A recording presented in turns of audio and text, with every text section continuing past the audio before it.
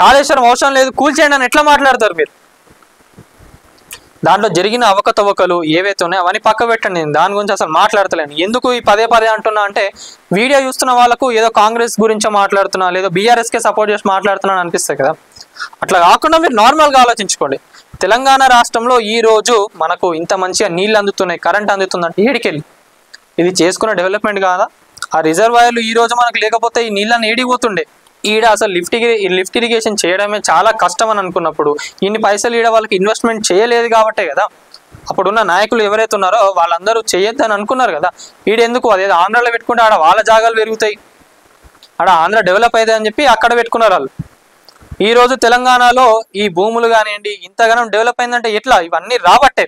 Projects కానివ్వండి, infrastructure కానివ్వండి, pharma కానివ్వండి, ఐటీ కానివ్వండి, ఏదైనా కూడా కానీ ఎవరైనా చేయనియండి. కేసీఆర్ గారు చేసినా, రేవంత్ రెడ్డి గారు చేసినా ఎవరైనా కూడా చేయనియండి. కానీ ఈరోజు తెలంగాణ అయితే మంచిగానే ఉన్నాయి కదా.